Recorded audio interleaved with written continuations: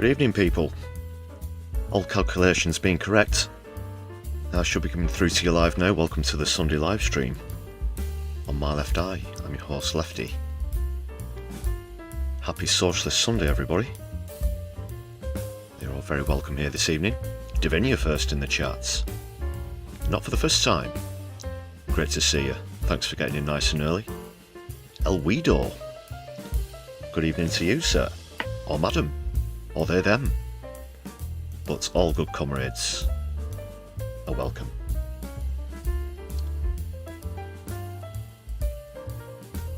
And we have a doctor in the house. Great to see Doc Davies. How are you doing? I expect you've been busy lately, what with election fever spreading and all of that. For now.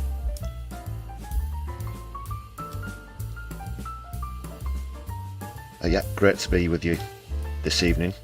You are very lucky, people. I didn't want to skip 2 Sunday live streams in a row, though I was invited to another engagement.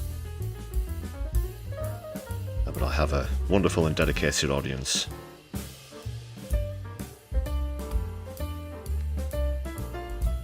So thanks for joining me. What are you up to this Socialist Sunday? Let me know in the chats or in the comments if you're watching back later on.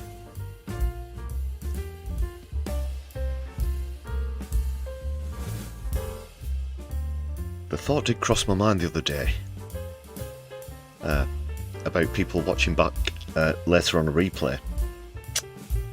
I was going to do a little experiment just to try and blow up people's minds with helium, with a helium balloon or something.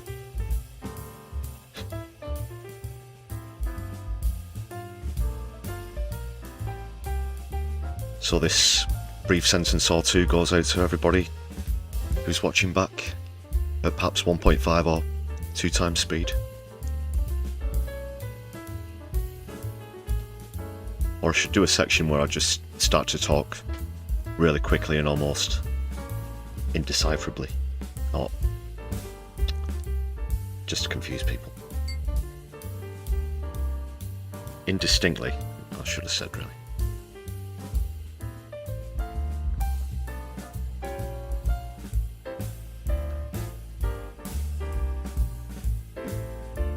Okay, onto buttons and things like that. We've got a few things you can do to help raise socialist awareness and spread the channel. You can hit the thumbs up button on the stream, that would be much appreciated. You can give us a share across your social media, which should also be fantastic.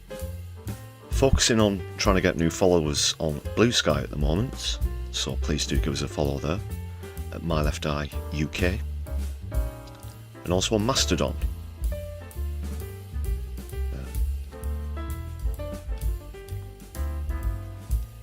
Still holding on to the Twitter account for now. But there's also a poll on tonight's stream. Just a bit of fun. Will Kemi Bad Enoch be replaced before the next general election? He almost asks knowingly. Now there are 3 options. There's yes, no, and yes, but as a 3rd option, just for a bit of additional, an alternative suggestion, but also just to sort of emphasise its fairly rhetorical question. I think we all know which way that one's going to go. Not that I'm trying to influence anybody's vote in the poll as they come into the chat.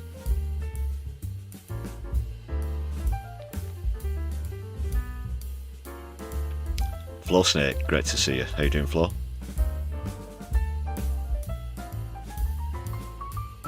Yeah, so if you want to say yes, but just as the 3rd option, it's entirely the same as saying yes.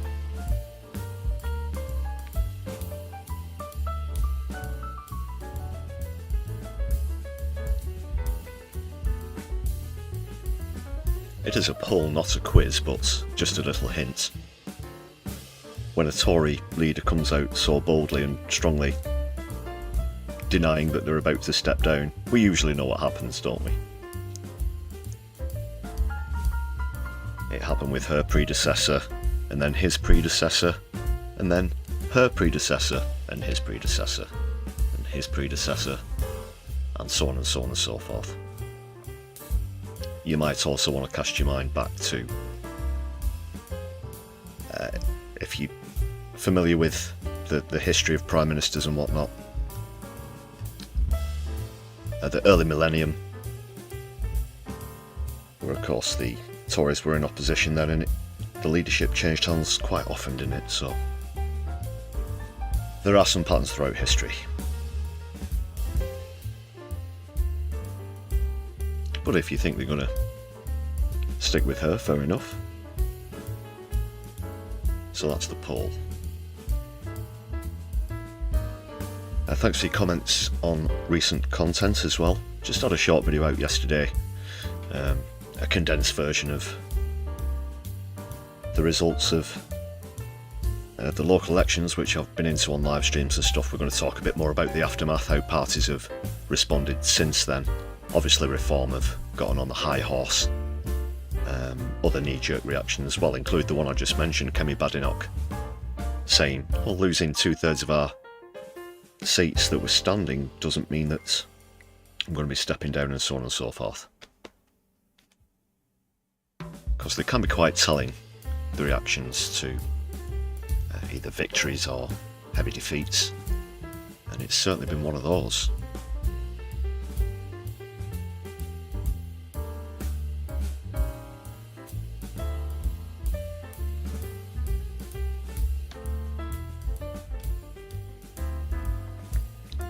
And crank it up, guys. Sorry I've got so far into the live stream without introducing the fabulous background music band, Herbie Ranger and the Supersonics.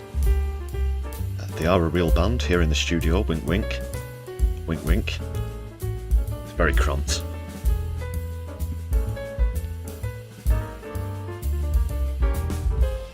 And they only do this one song. But they're very good at it, so that's our Sunday live stream resident band there, Herbie Ranger and the Supersonics. Herbie Ranger's the trumpeter who you can't actually hear because he plays supersonically, hence the name. Although it should be the other way around. They're not. Hey lads, you know when you were thinking of the name? Oh, they're in the middle of the song, I can't really ask them right now, sorry.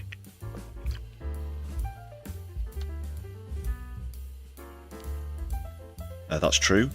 Albedo, they're still Tories, but just in different coloured rosettes. Lighter blue suits. Over recent PMQ's live streams as well, I've observed a sort of tidal wave of blue, in terms of their garb. How they're dressed. Yeah.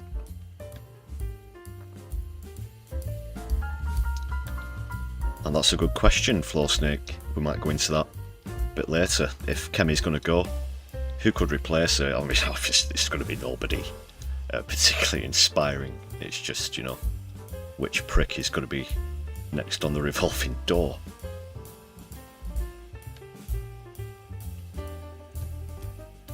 And I'll go into a bit more about what's going to be coming up when we visit Keith's Fondue Lounge after. Saying absolutely mandatory. Huge shout out to all the members on the channel. Thanks very much to helping to support us. Thanks for gift memberships, that helps to grow the community. Thanks also for people who've renewed memberships over several months now as well. Some of you passing some huge milestones.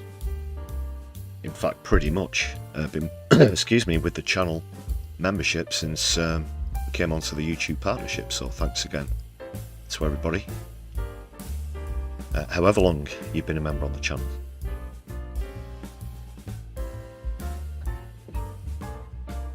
That's just 99p if you'd like to add your name to this list of comrades.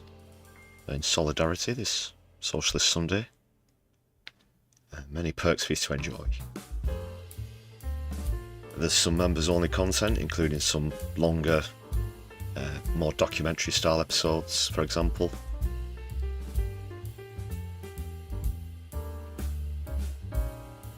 Do check out the perks.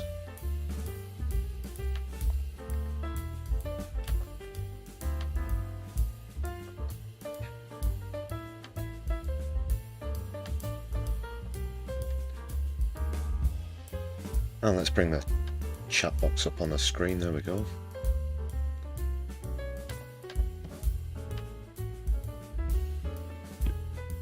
Alright, so you can currently see the standing as well at the top for the poll. It's quite one-sided at the moment. To show the full results at the end of the stream.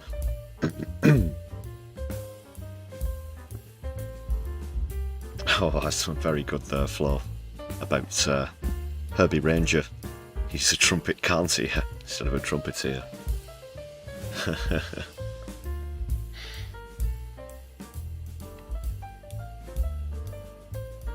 We still like a good pun on the Sunday live stream as well. Just perhaps not so many tea-based ones.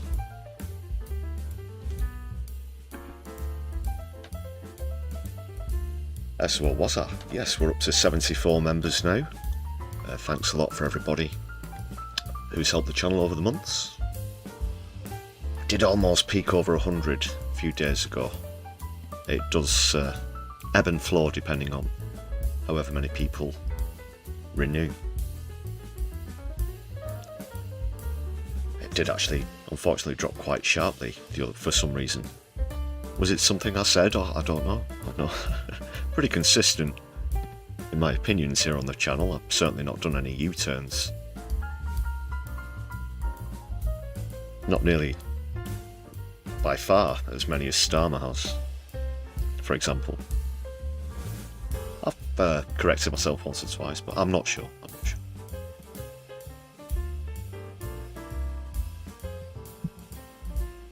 Maybe it was the Pat McFadden stuff, I don't know if that's everybody's cup of tea.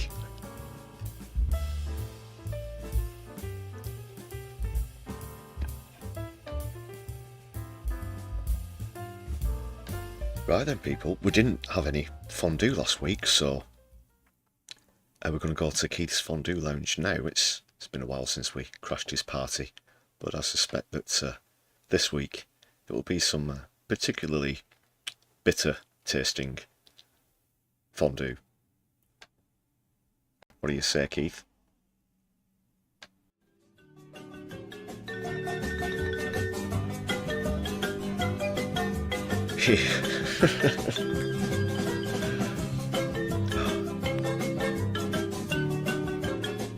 Been doing the Keith's Fondue Lounge thing for quite a while now, and the Agitator came up with this great scene. I can't take the credit for this. I want to get that out of the way, of course, be very clear about that. But it still gets me every time, because it's just so true. It's timeless.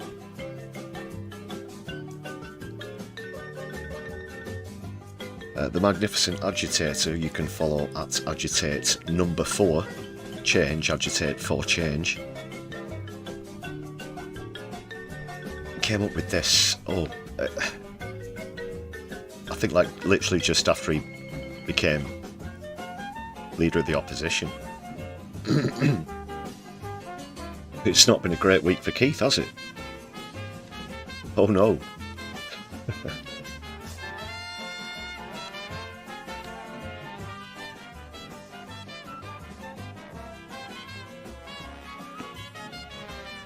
Peter Mandelson's there as well.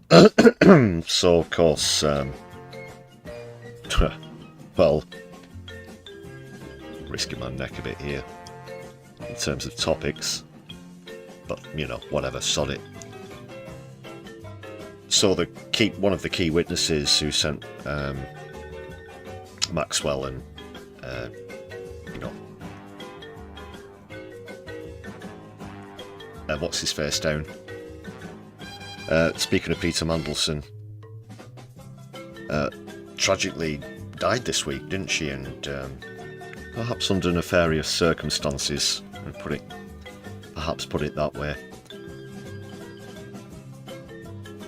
And I wonder, you know, is Alistair Campbell lurking around in the lounge? So perhaps he's just as we joined, he's gone to the bathroom, perhaps to shout at himself in the mirror. What will he be shouting? Perhaps something along the lines of, what on earth was I thinking when I said, who else are they going to vote for? Because we've found out now, haven't we, Keith? They've voted for a party led by a man who a few years ago was and still is a laughingstock, but this time he's a laughingstock with more parliamentary seats behind him, and a party that's taken a shitload of seats away from Labour and the Tories. That's the bare truth of it. We all know why. We all know why.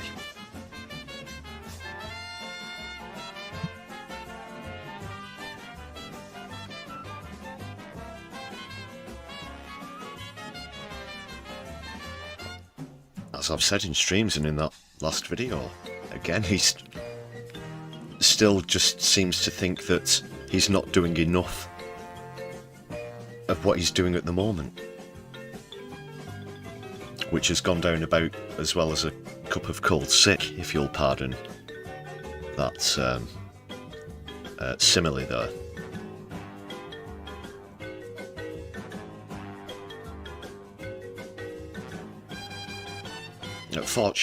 Fortunately, people, that still leaves Reform at the bottom of the pack overall on council seats.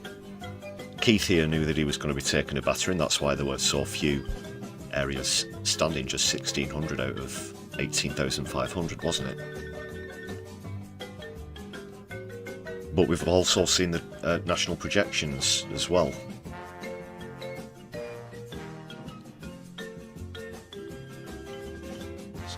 More of the same. Further and faster, what is, you know, further and faster. Is that the new strong and stable?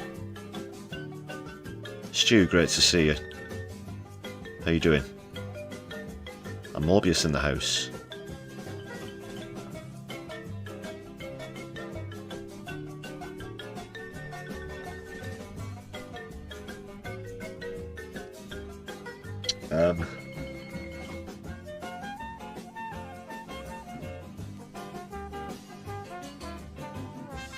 Well, where do we go from here? Well, we'll try and stay positive, of course. There was that trend projection that looks very good for the Greens.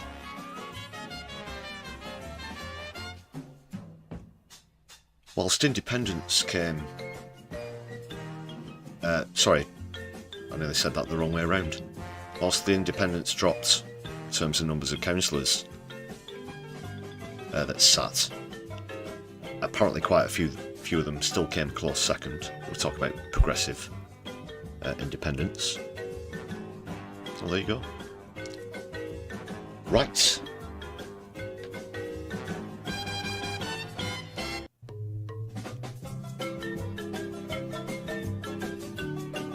Also on the stream that's coming up is Keith's pal, and I said Israel's pal. Keith's pal Netanyahu's apparently vowed to take swift revenge on the Houthis who attacked an Israeli airport. So we're going to be taking a look at that. Apparently they don't like getting a taste of their own medicine, do they?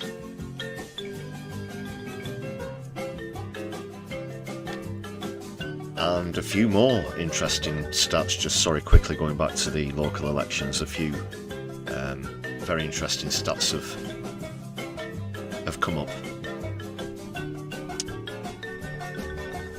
I don't want to spoil them because some of them just really go to show how shockingly bad it was for Labour. So I don't want to give them away. The Houthi. Now, Morbius, it's a Sunday, but yeah, Fair enough, you can throw any tea-based puns you want. Any day of the week, who cares?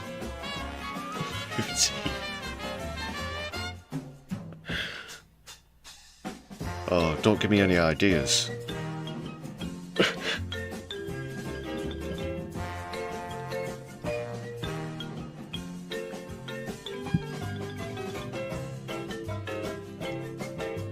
Oh, you got my brain going now. I'm picturing another sort of boat riding up to theirs, and they're sort of like, "Who are you?" And you're like, "We're here, Israel." It's like, "Who are you?" "We're the Houthis." It's like, "No, not the Houthis, the Houthis."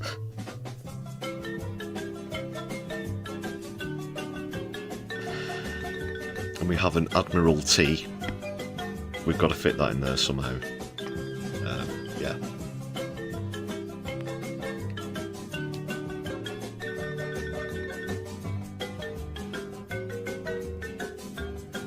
Yeah, I'm not going to be a, douchebag over when you use tea-based puns.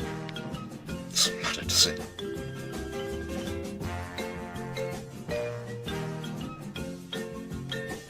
I'm going to be getting emails and things in comments now, aren't you? We're severely disappointed to see you getting distracted by weekday-based tea puns when this was clearly a Sunday live stream.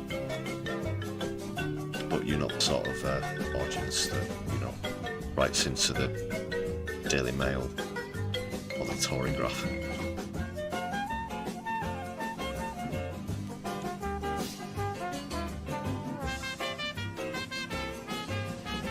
So that'll be the main staple of tonight's live stream. I think that's enough fondue for now. We'll call back in on Keith later, but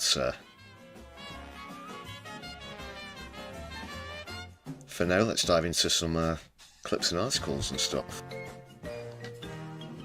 We'll still stick with something light-hearted.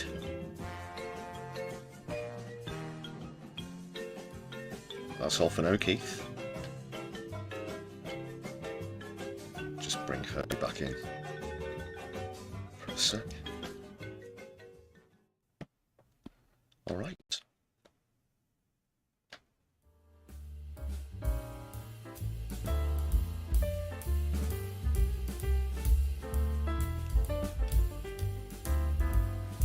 Just a quick latest on the poll. Yes is currently in the lead with 93%, as you can see there. Have you hit the thumbs up button recently? If you have, only hit it once, or hit it an odd number of times. Otherwise you'll unlike your like.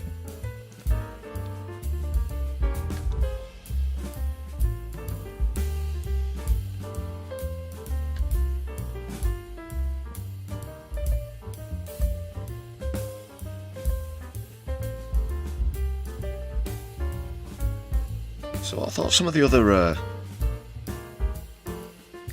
YouTubers, the comedian YouTubers that I often feature, might have had a few bits out about the local elections, but I've not seen anything as of yet. But I do have something lined up. Someone who I've used a couple of clips of recently, but it's another one I found that I really like from Rothschilds, who does this great bit about JD Vance. So do check out Rothschilds.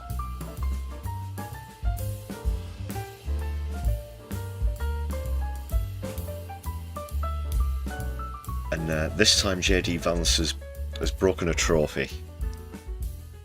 So let's see what's happening. Hello, I'm Vice President and Roanoke Colony survivor JD. I won't vance, so don't ask me.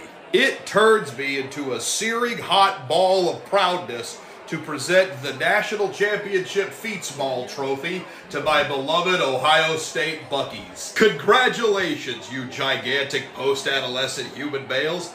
You all did an okay good Oh my God, you destroyed it! You broke our trophy just like you broke your promises to the American people. It's fine, nothing that a little can-do attitude and superglue can't fix. If only superglue could fix who you are as a person. The trophy is a metaphor for our country right now. Well, much like superglue, the Glothian Binding Consortium will unite us all as servitude becomes our social currency. Shut the up, you trophy-smashing, dream-demolishing bitch. Well, now hold on, guys.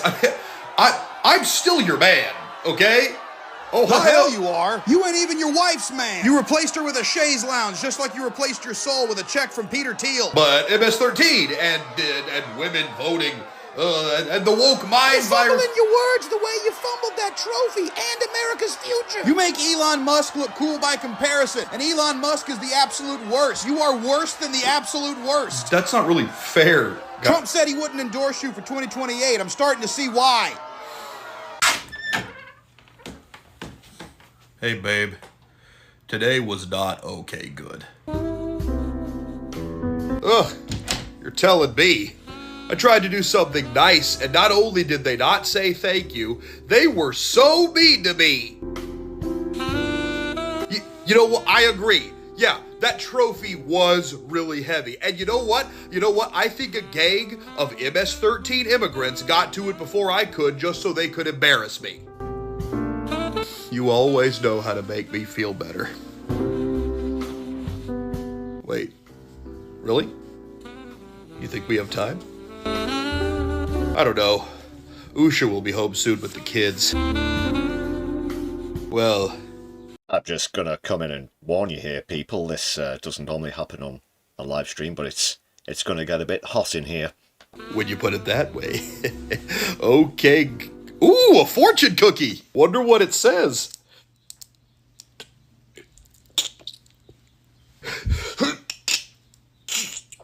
Come on.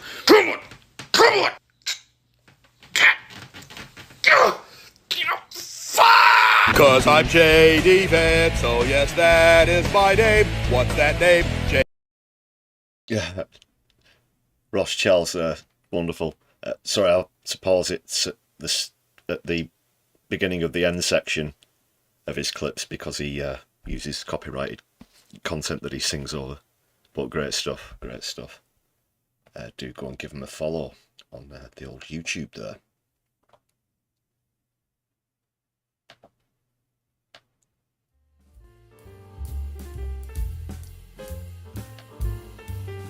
Couchifornication hashtag. Perhaps going around.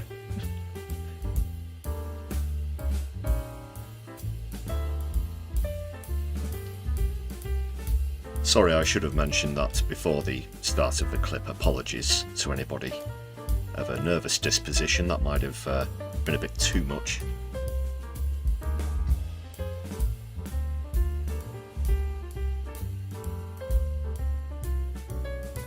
Divinia. I'm just loving Rothschild's clips at the moment. Yeah, I thought some of the other usual people might have had something out. Jonathan Pye, Exploding Heads and whatnot, Broken News. They're doing a bit more homegrown, air quotes, comedy content on the channel as well. There's going to be another Pat McFadden experience coming up next week, I hope. Sorry, I just did those two on the fly and then obviously realised I can do a limited number of impersonations and whatnot.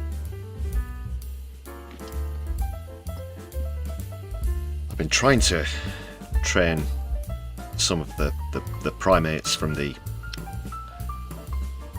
technical difficulty team to help me out with the jokes. It's not been God, how can I put this, people? It's not been going particularly well so far.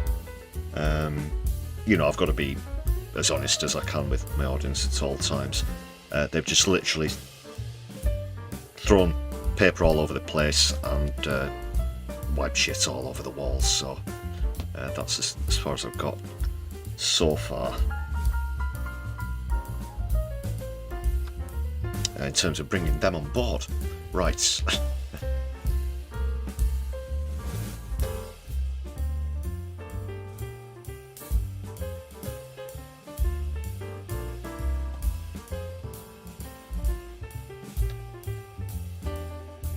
I'll just get a couple of bookmarks lined up.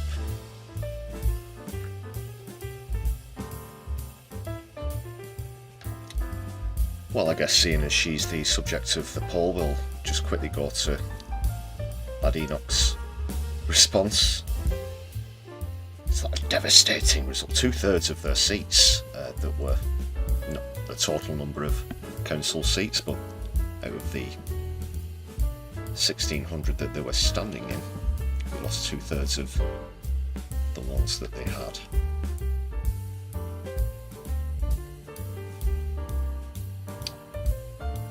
She's in the please don't force me out of office stage of Tory leadership changing hands, just in case you're not too familiar with the normal protocol.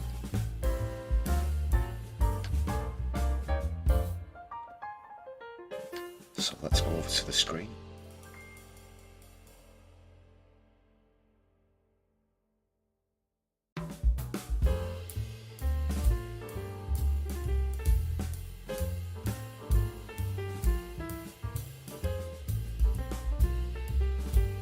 Okay, there we go.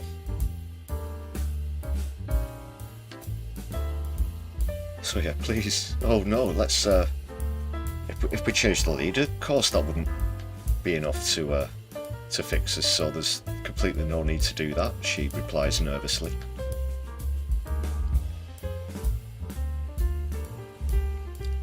Looks like this was on Kussenberg from the background.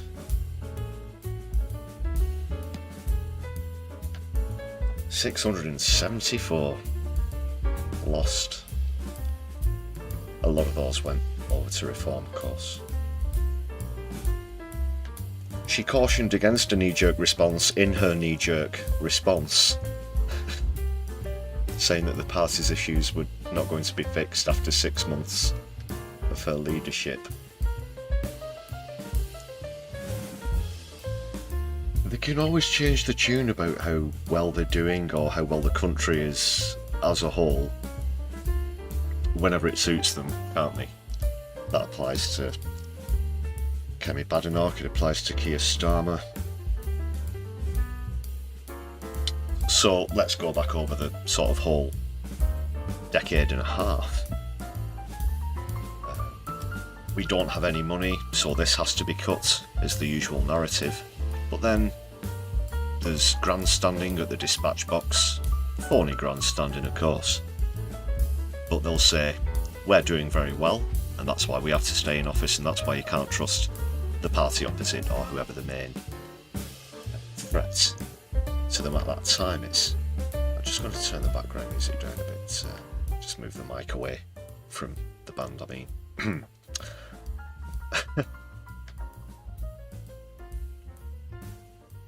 So they try and have it both ways.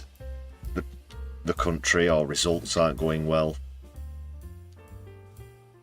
so that's why you can't do X, Y, Z, and in this case it's why things aren't going to be fixed after 6 months. But you mark my words, when we get to the next PMQ, she'll be there at the dispatch box saying that she's doing a very good job, in the sense of that things are getting fixed.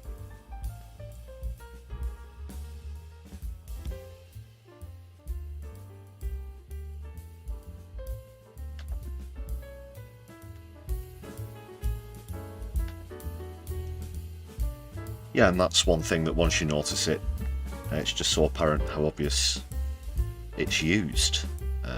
So depending on when it suits them.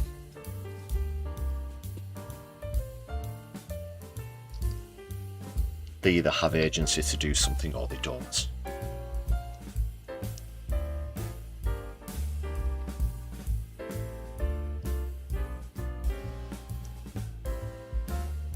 Oh yeah, she's thick as mince right there, Mo. Similar to Starmer, she can't think on her feet unless it's written down in front of her. She can't say it with any confidence whatsoever. She's appalling in live interviews, as is Starmer.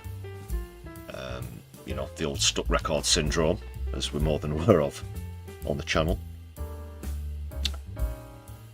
And the last time anything was made of when she did have to think on her feet, was it Today on Radio 4 or something like that, who interviewed her, and it was, for some reason, it turned into this thing about sandwiches and how, what kind of, like, if you eat a sandwich for your dinner / lunch, if you're from the south, if you have a sandwich that somehow defines certain characteristics, and then she said something along the lines of, was it like she was saying that she's like a steak, whereas other people are like a sandwich or something like that. I can't remember the exact details, but it was that nuts. And then all of a sudden it turned into like politics meets Marks and Spencer's. Other sandwich vendors are available, of course. I was just trying to think about where Cammy Badenoch might get her sandwiches or whatnot from. Do you remember that thing?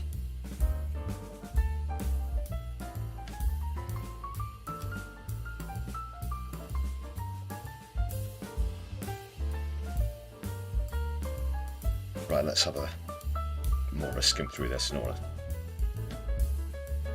linger on this. Oh, this is all going to be for the birds anyway. She's going to... Come on, people.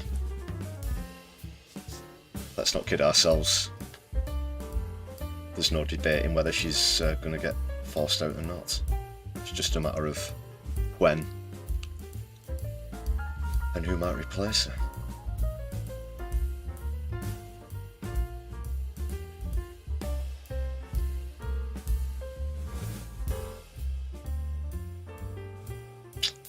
She also said, we're going to come out with the policies that people want to see, but what we are not going to do is rush out and tell the public things that are not true just so we can win votes. Does she know that she's talking about the Conservative Party?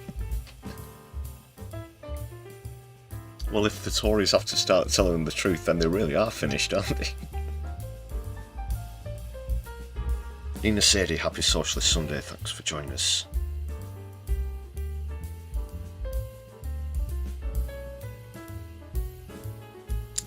And she was asked if it was feasible that Farage could be the next Prime Minister. She said anything is feasible, noting Australian Prime Minister Anthony Albanese had won re-election this week after trailing in the polls. That is true. Might go into that a little bit later on the stream, depending on how well I'm doing at padding it out. Okay.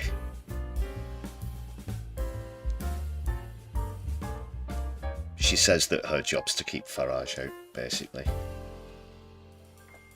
So, Jenrick has thrown his 2 cents in.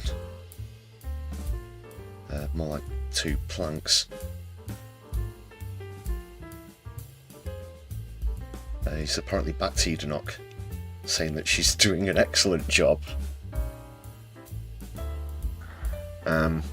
If you could inform me of the correlation between an excellent job and losing 2/3 of the seats that you held. Some 674, as we're reminded there. Oh, they've got the projected national show that I mentioned earlier. There was a little snippet of this stat in that last video I did, but it somehow seems to match up and correlate with a lot of the polling that I've been reporting on lately. I don't get how they project the Greens to be down though.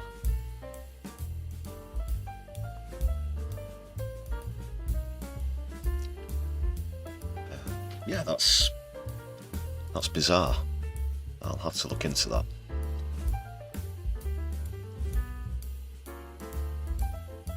Because they more than doubled the number that they had, the Greens.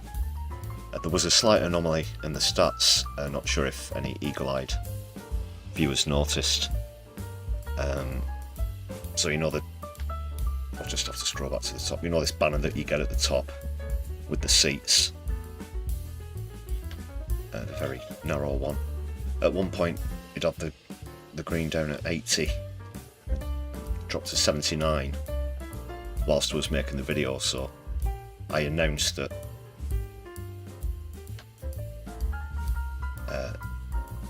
the Greens were just so far behind Labour when I got it wrong by 1. Just to point that out. Well, how have they got them for -2 if they made that many gains? And the Liberal Democrats who came second would stay exactly the same. Just a second. Who's this? Who's done this poll? Is this just the BBC projection itself?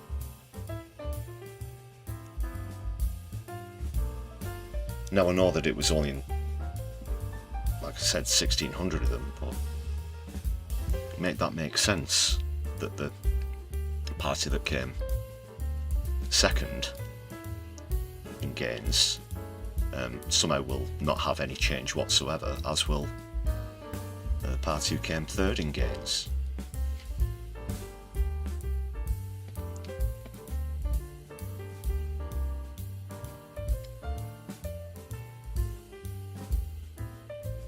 Okay, I'm not going to linger on that. I'll be scratching my head for far too long.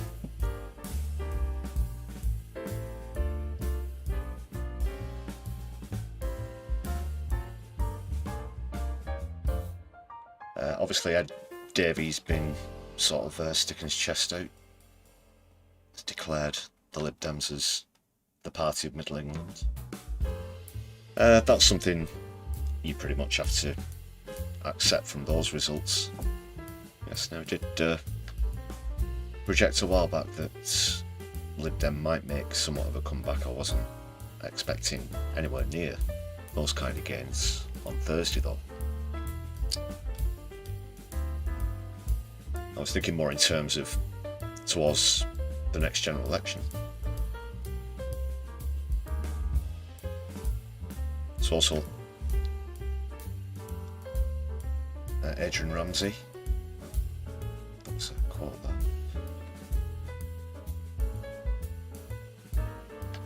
Oh yeah, he said that Reform's performance was not built on strong foundations. And he says it remains to be seen whether they're willing to put in the hard yards. But Green councillors have got a strong track record in the communities and the councils that they've got. Don't forget, people, overall now, over the 18,500, the Greens are still ahead of Reform in terms of numbers of councillors.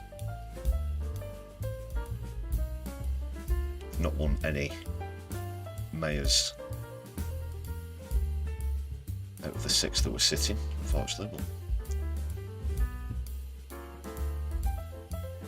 Could still be a long road ahead. So don't forget to fill out the poll if you're just joining us. Will Kemi Badenoch be replaced by the next general election? Is it yes, no, or yes? But as a third option.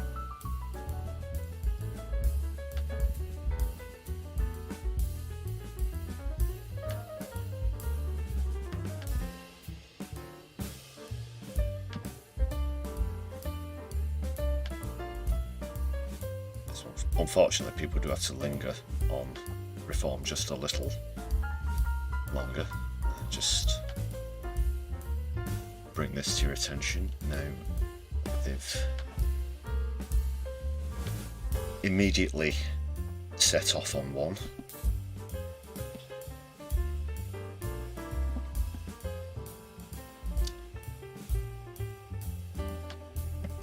In the areas that they've now taken control of. Just remind you all, that's 10 councils, 2 mayors.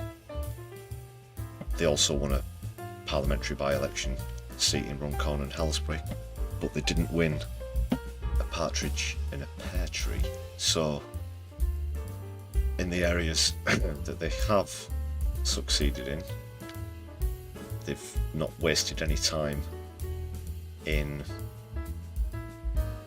targeting migrants, or as they see it, targeting migration crisis. saying that they'll take the government to court to prevent migrants being housed in areas where it now controls the local council. That's what Zia Youssef has told the BBC, and he said that they pledged to resist housing asylum seekers in reform-controlled areas and would use every instrument of power available, including judicial reviews, to fulfil its pledge. Hopefully the judges will see sense there. What this certainly tells us as well is that, as always, Reform don't want to discern between, certainly don't want the British public to discern between migrants, illegal immigration and asylum seeking. It's all the same thing for them. That's what they're pushing.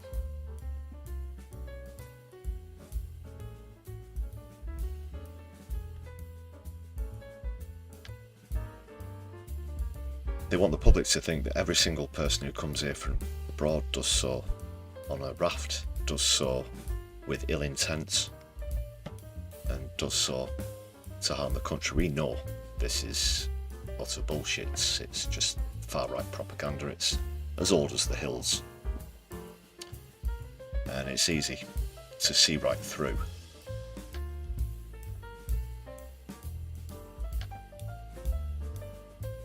Fortunately, in this country, although we're not exactly living in a perfect democracy, we do still have judges, we still have courts, we still have other ways of blocking some of the most outrageous ideas from actually coming to fruition. Not that all of them do, and let's just say that obviously there's a lot of ego in this, compared to how much power and control you have at a national level, at a local council level. That's a mere drop in the ocean. It's just a fraction of how much power you actually have. They're trying to ride this as though they've just absolutely overturned a load of seats in a general election.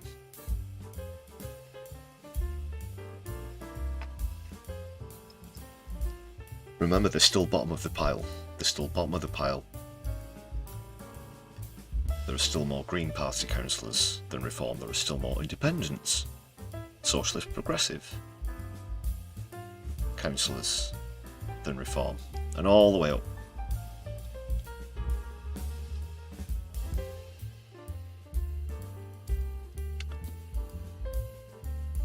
So, in terms of efficacy, this is just pure hyperbole as far as I'm concerned, but it does show you the sort of thing that we could expect if they did hypothetically make those sort of gains in the next election in 4 years. Well, that's in 4 years, people.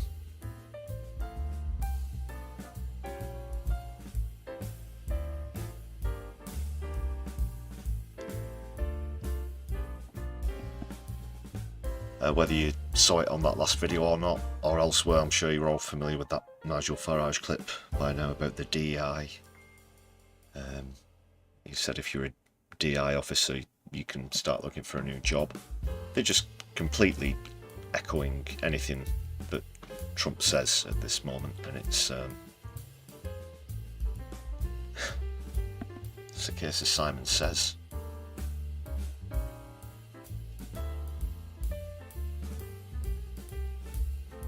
They're sending in teams, task forces.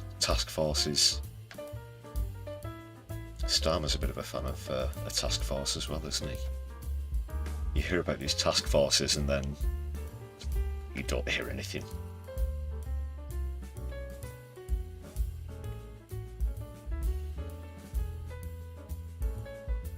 If you're ever in public and someone starts making small talk with you, you get into conversation, oh, what do? I'm on the task force for whatever. That's never happened to me.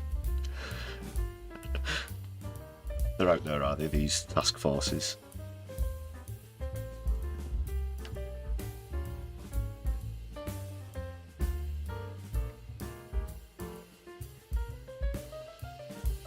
Well, Streeting's just had a bit of something to say.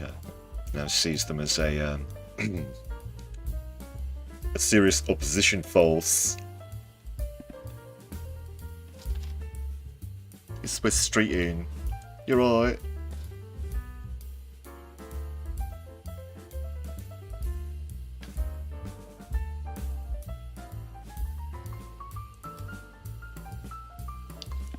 He said it's not yet clear whether at the general election... Yeah, I'm not doing the voice anymore, you'll have to wait for the video. It will be Reform or the Conservatives that are Labour's main challengers. But we've got to take that threat seriously. In that spirit, I think Reform does deserve more airtime and scrutiny of their policies, says Wes.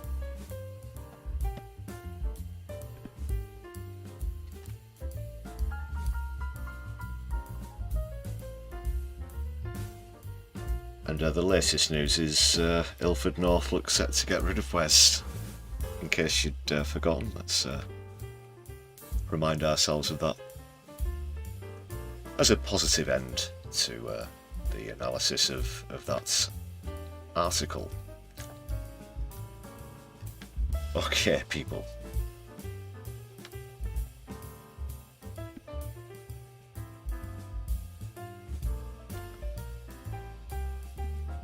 Let's have a look what you think about that in the chat.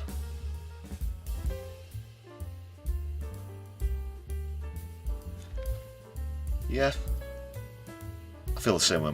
They're totally done. They're totally done. It's either going to be, well, there's rumours of a coalition between Tories, Tory Party and Reform, which obviously isn't anything to look forward to. But I think barring that, they really could be finished, and that was the point of the whole bloody reform project in the first place, wasn't it? It was for the extreme Tories, the more extreme Tories, to try and get the way a bit more, and by way of creating a mass exodus through a new party, which the right seldom do, of course. You know, let's try and think of if you can compare this historically. This has happened on the left before, in the 80s, or was it late 70s? But the creation of the Socialist Workers' Party, for example,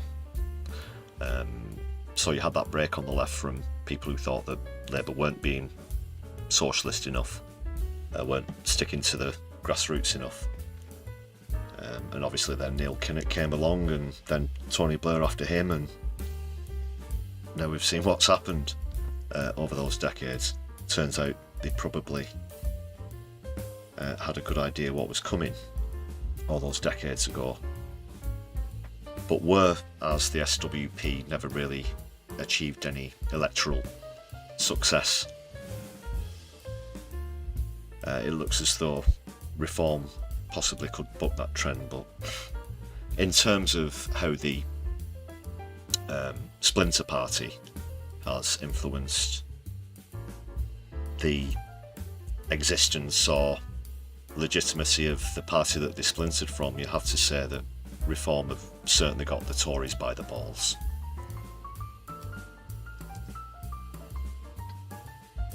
Whereas the SWP perhaps didn't have Labour in check as much throughout the years. I say perhaps. As I just said, you had Kinnock and then Blair, who removed Clause 4. Clause 4 is what defined the Labour Party as a democratic socialist party. And now here we are with Keith. And that's the brief history there.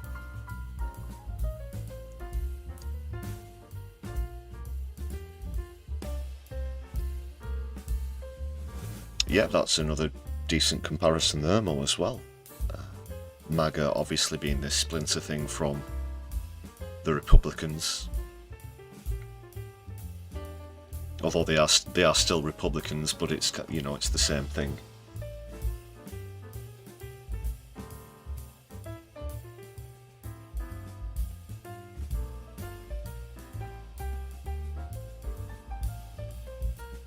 Divinia, yeah, on PR now.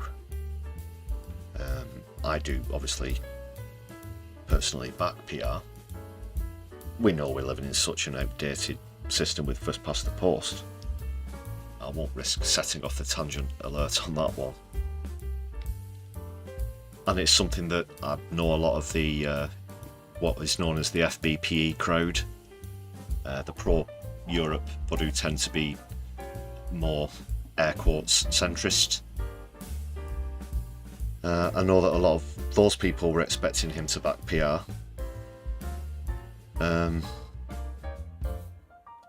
As far as I know, he never officially pledged to do it, but you know what a pledge of Starmer's is worth anyway at this point. Goes without saying.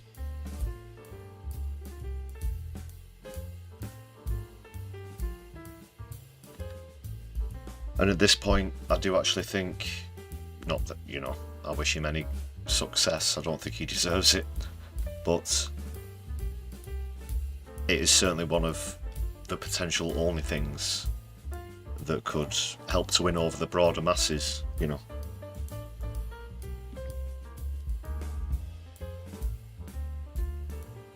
All people are thinking about at the moment is winter fuel payments and PIP. That's the direct reports back from canvassers on the doorstep.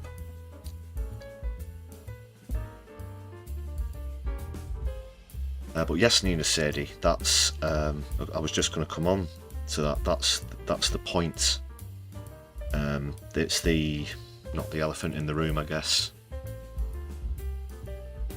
Once they're in, as Labour are, any party that is in government tends to be favoured by first past the post, and also as well, that's the system that got them there in the first place. And they don't want the fairness, because then that would help out the smaller parties, for example, which wouldn't help them. It would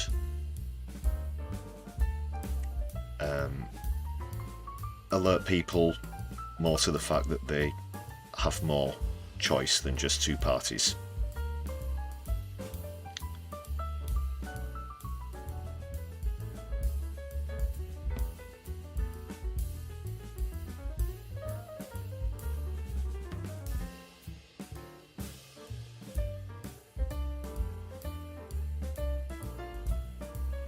So that's the kind of, well, is that irony, or have they just painted themselves into a corner there with that one? Because if it's the only thing that, one of the only things that could help dig them out of a hole, but they don't want to use it because that would reduce their majority, at least, or perhaps lead to a hung parliament or them losing the next election.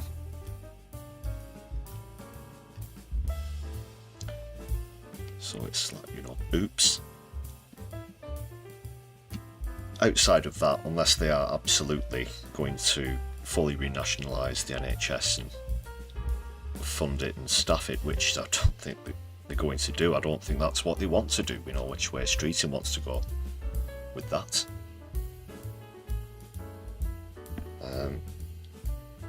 So we can rule that one out. Would Starmer realistically entertain the idea of rejoining the European Union? No. He's going to try and fritter around the edges with certain initiatives, perhaps around things like visa travel and student travel and things like this, and a few of the other things that we did have the benefit of when we were in the EU. But I don't think he's going to get them, and even if what he does achieve probably won't even make up for what we lost. At the end of the day, we won't be going back to the single market and customs union, which is the big thing really with the EU. I know that obviously freedom of movement is very important. I'm not trying to say that's not significant. My point just was that it won't affect trade, really.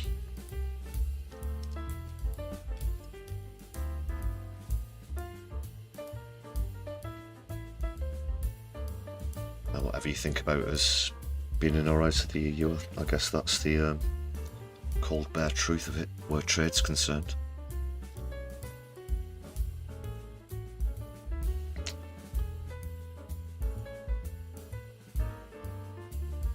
So they're out of popularity.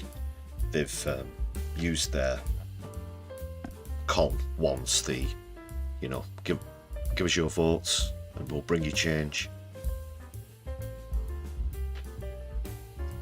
So they can't use that again.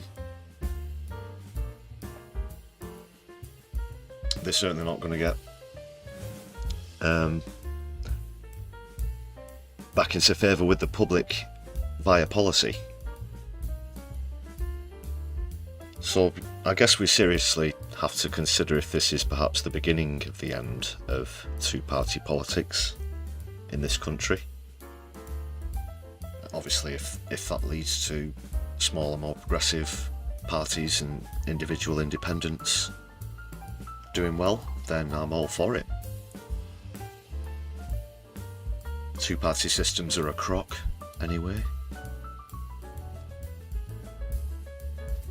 While we do, at least in the public mindset, have two-party politics, at least it isn't as bad as it is in the United States, where it is essentially two-party politics. You don't hear a mention of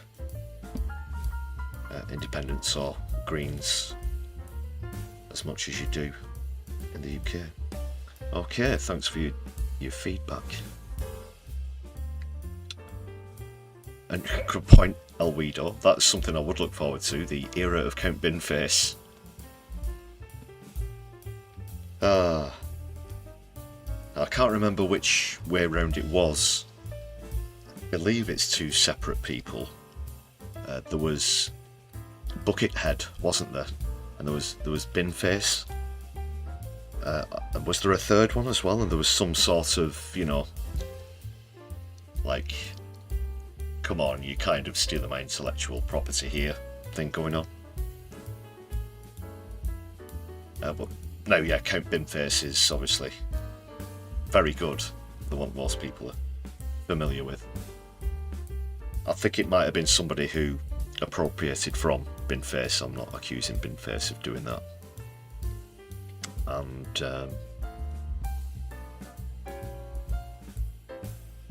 which seat was it now? Maidstone, where Theresa May was standing, I think was the first time that they stood. And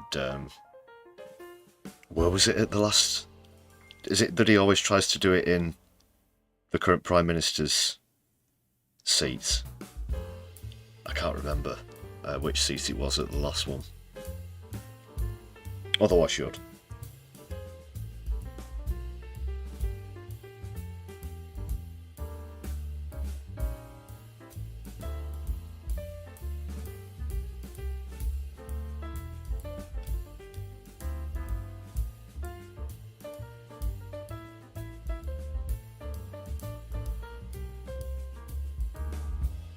Does the Monster Raving Loony Party exist outside of London? So I just not noticed that. Go on then. I'll bite. I'll address that. As far as I know, they only stand in a couple of seats these days, don't they? You'll have to forgive me. Don't have an encyclopedic knowledge of the history of the Monster Raving Loony Party.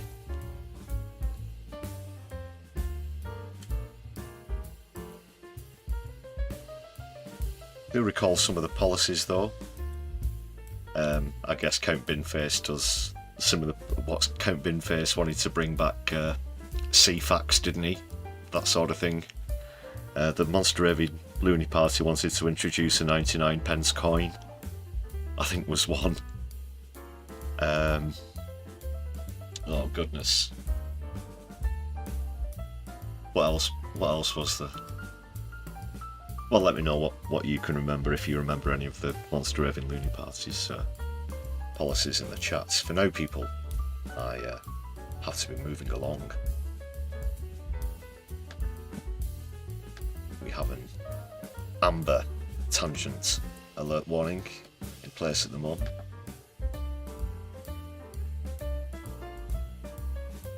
It's the one thing I'm not in control of on the live streams, so that was part of the agreement.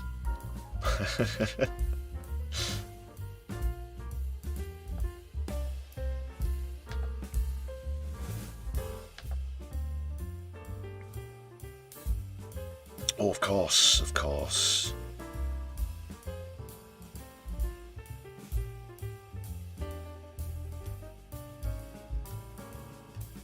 Yeah, going to go over to this Houthi Israel airport thing in a moment. Just one or two other very quick stats about the locals. I will zip through these people. It's they speak for themselves. I'm just going to bring up the tweet that I got this from. Duncan Poundcake. Apparently, do I follow them? This is from Blue Sky. Okay, I'll give them a follow right now.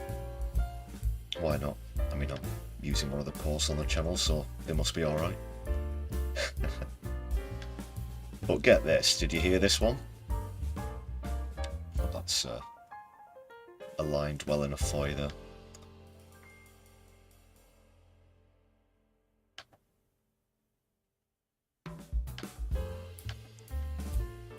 So in 81 wards, 81, Labour didn't get one single fucking vote. Not one. In 81 wards. Taxi for Starmer, maybe that's what he's saying in the picture. Caption this. Mostly within Cornwall and Wiltshire. Do we have anyone from that area of the country on the stream tonight? Let me know in the chat. 81 out. That's awful. Out of 1600. Wow. That's awful. And I'm not just trying to emphasise that because I've got no love for this man whatsoever, but no, genuinely. That is shockingly bad. I've got another one as well. Speaking of Keith, just one last bit, which actually, Davinia, great timing there, because if you ask yourself, will Starmer survive until the next election? It leads me directly over to some of the latest polling in Keir Starmer's seats, Holborn, St Pancras. I think this came in today, actually, people. Stats for lefties. Now remember, there's a very popular independent candidate, Andrew Feinstein, who's standing in Holborn, St Pancras, got a great amount of votes at the last general election, but unfortunately didn't unseat Starmer. So this is the latest projection for the seat that I'm just waiting to load.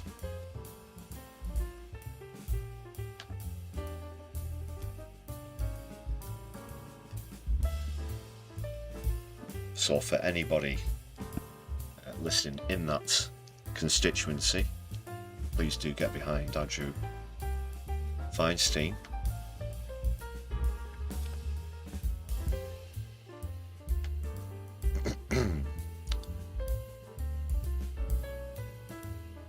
So I'll bring up,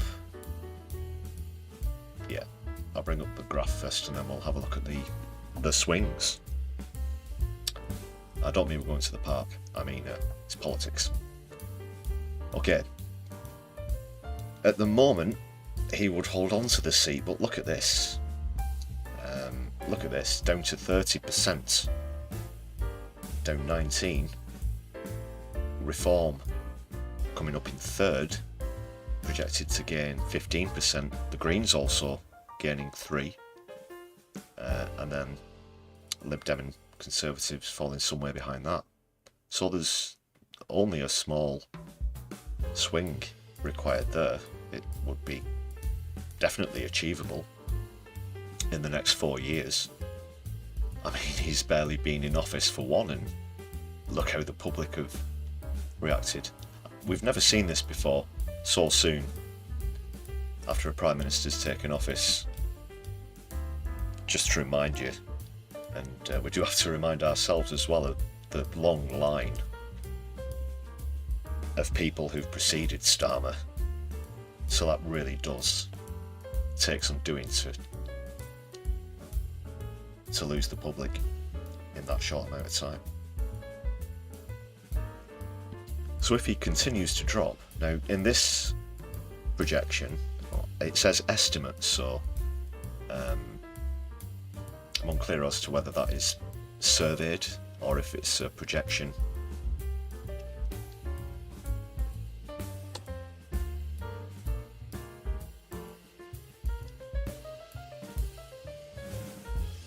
But Andrew just needs to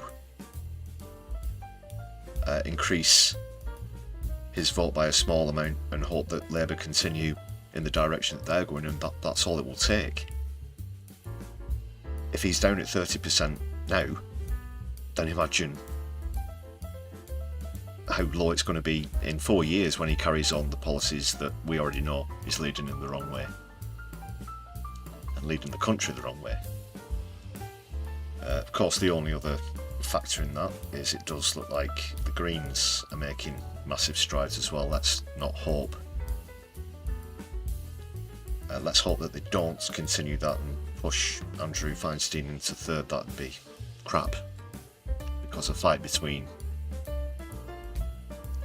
whatever the Reform candidate is and Starmer isn't going to be something to cheer about.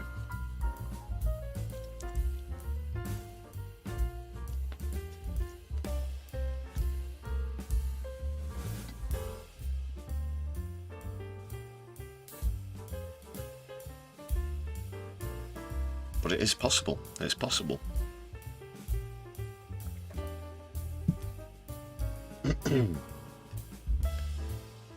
If in this time, which I think is likely,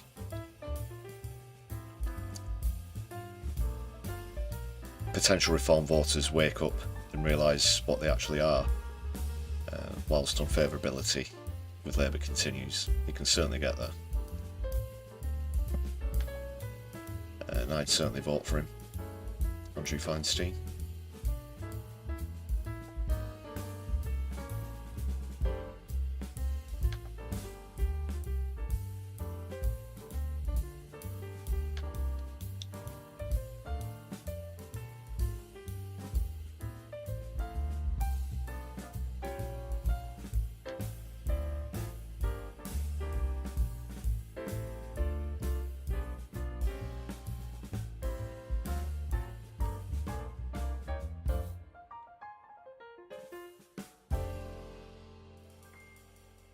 Okay, people, moving on now.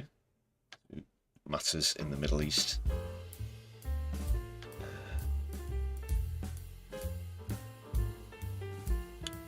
Israel have sort of gotten a taste of their own medicine, as I said. There's been a missile hit near the main airports.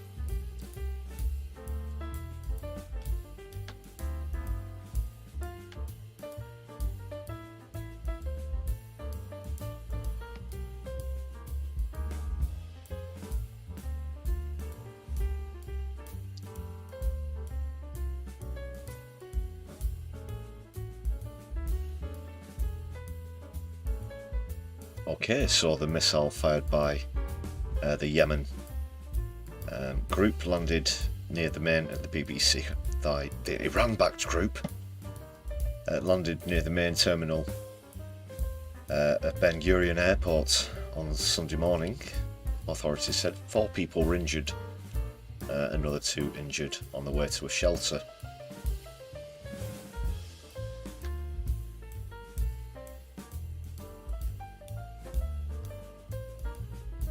So the Houthis spokesperson Yahya Saree said in a televised statement that the Israeli airport was no longer safe for air travel. Israel Katz responded to the attack by saying, "Anyone who hits us, we will hit them 7 times stronger."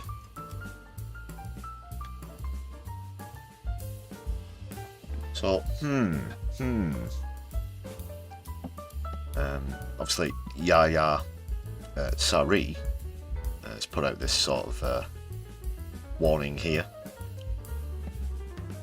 about the airport not being safe for travel. Of course, when the Houthis make warnings before they attack, that's not okay, but when Israel do that sort of thing, then it's perfectly valid, isn't it? Of course. Yeah.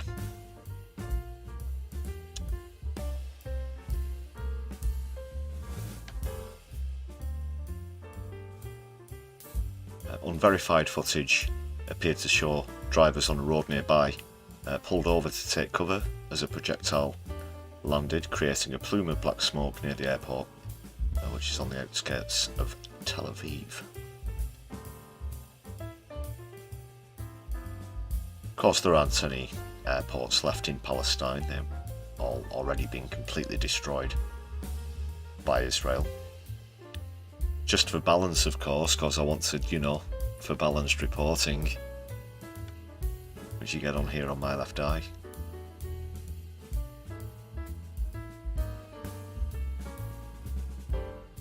Oh, they're not actually, well, because it's not. It is, but it isn't directly about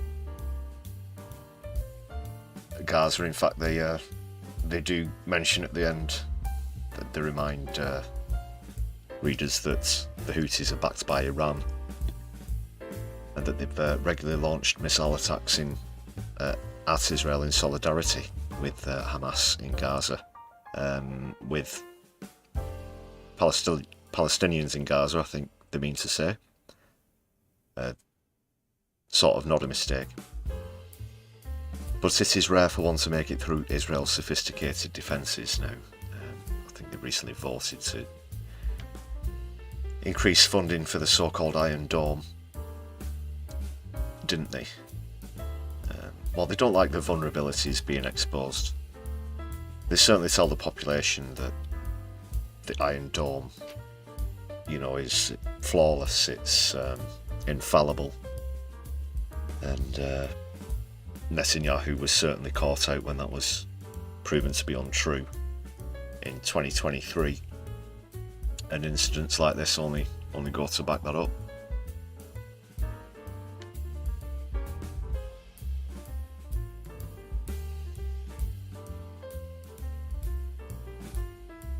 So yeah, they can dish it out, but they can't take it.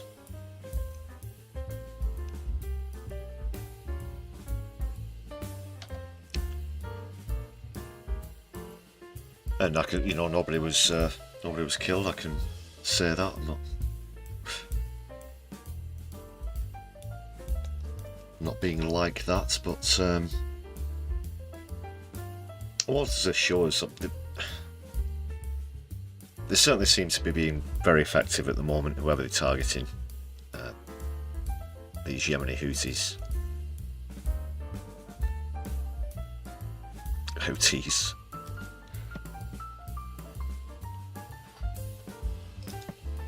They're sort of like they're winning Pirate League, aren't they? If there's a Pirates League out there.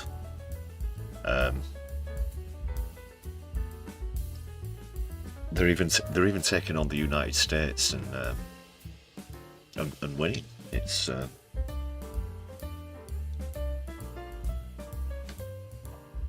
certainly something that you have to accept, whatever you think about it.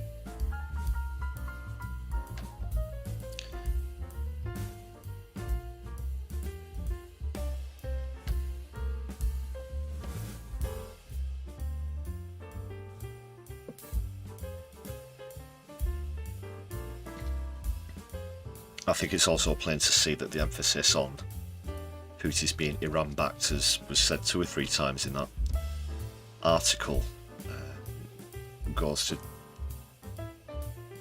try and, it's association isn't it? There's the other story. I'm not going to go into it, but one of the other stories that was in the news today was about arrests of Iranians here in the United Kingdom under terror charges. So it's no coincidence that that happened on the same day as the article came out and there was that kind of language used.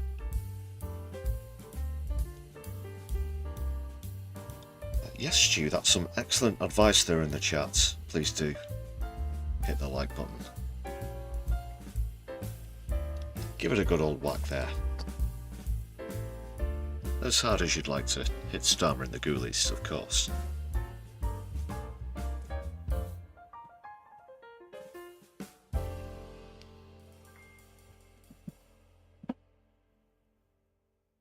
Just finally wanted to say on that matter,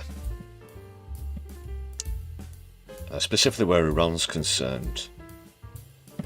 Now, Israel attacked Iran several times last year. They have attacked Iran several times throughout recent history, no less. And it was anticipated that there would be a major scale retaliation from Iran that we haven't seen yet, and we know that they are very heavily armed as a country, and that Israel do see them as a threat. They could be a threat to Israel. That's why America and the UK politically have it in for them. But we've not seen that, so at the moment you're expecting, if these statements turn out to be true, that Israel will retaliate against Yemen, who are backed up by Iran. But Iran are also apparently preparing a retaliation as well, so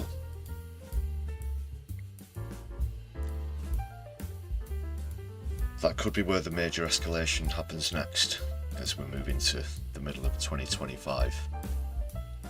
Keep my left eye on that, bring it up to speed.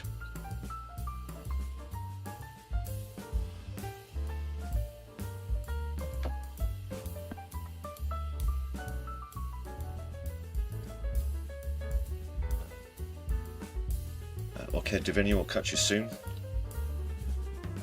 Hope you have a good night. Thanks for joining us on the stream.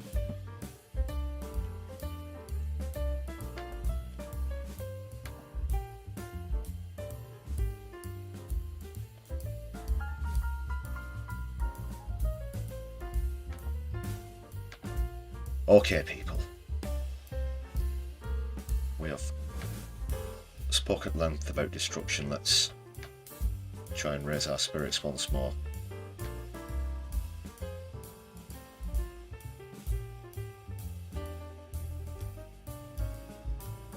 So I've got a new volume of the Bruise at 10, the album, coming out tomorrow. Just to give a quick plug to the weekday live streams here on the channel. So I'll remind people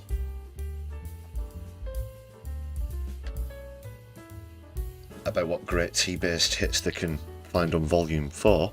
Please do keep your suggestions coming in for future volumes. I hope you like what I've selected for number 5, which is out tomorrow. So join me then. That's at 10 o'clock. The start time's in the title, if you want to see that.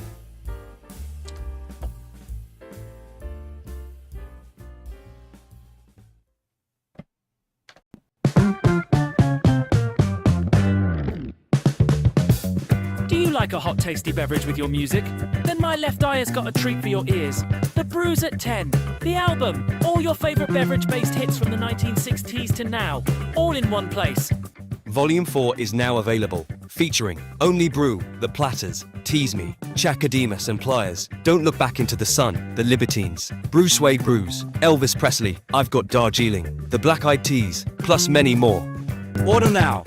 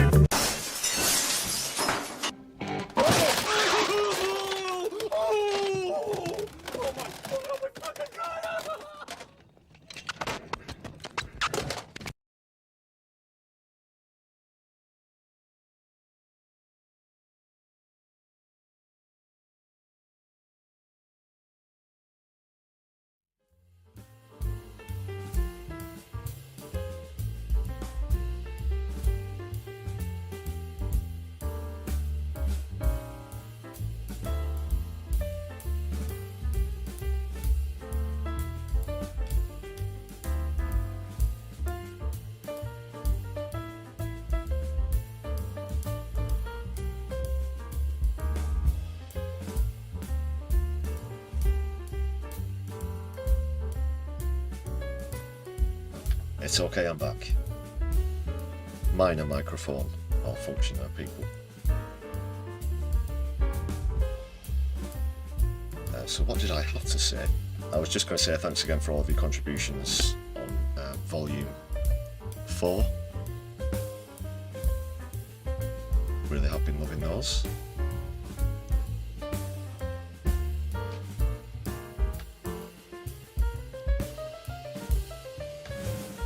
Now then, people, I'll be bringing the close shortly, but please stick around. I'm on the hunt for a raid as we speak, and as we give another customary thank you to all the awesome members on the channel. Thank you very much for your membership contributions. Thanks to everybody who's gifted memberships recently as well.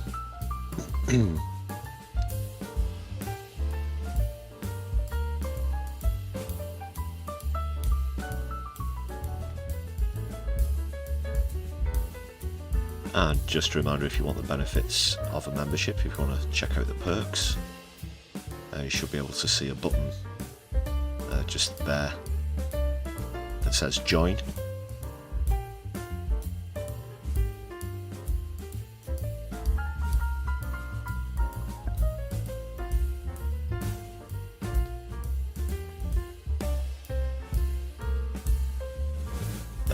That's the, yeah, you're looking at the latest updated list, so thanks a lot, people. Now I've found a selection of potential raidies. I will be announcing the results of the poll, don't worry, I've not forgotten, not this time. I'll read those out very shortly. And I think we're going to raid into Kevin Logan. We went into No Justice last time, and I'm going to try and spread the solidarity nice and evenly there amongst the comrades. Sure you'll all agree that's a very socialist approach. So yeah, stick around, give Kevin a thumbs up once we head over there, and if you're not familiar with the channel, please do subscribe if you like this channel, albeit with a little more vulgar comedy, then I strongly recommend Kevin Logan. No, he does know his stuff, politics as well. He can do it just as serious as he can. Vulgarly, if that's, is that a word? No, he's great content. So I'm going there.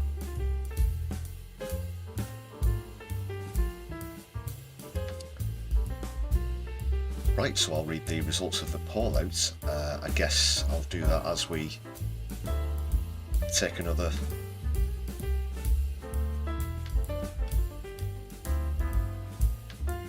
as we make another visit into Keith's Fondue Lounge.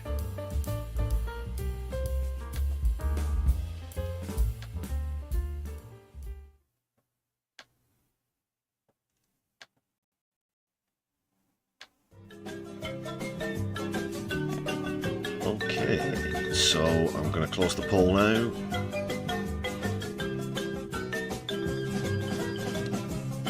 It's a landslide results. 85% think Kemi Badenoch will be replaced before the next general election. 10% say no, and yes, but as a third option, 5%. So overall, that's a total of 90 to 10. Rather one-sided. If you voted no, and I'd like to hear your thoughts on why you think the Tories think she'll be worth hanging on to. Let me know if you're still watching live or in the comments if you're catching up on a replay. So that will be more or less all from me this evening. Thanks for joining me on the stream, and thanks for joining me through the week as well. I'll be back with you tomorrow at 10, as I said, for the brews at 10. From myself, Herbie Ranger and the Supersonics, and Keith here I wish you a very good evening. I'll see you over on Kevin Logan's channel. Take care, everybody. Happy Socialist Sunday. My Left, I'll be seeing you soon.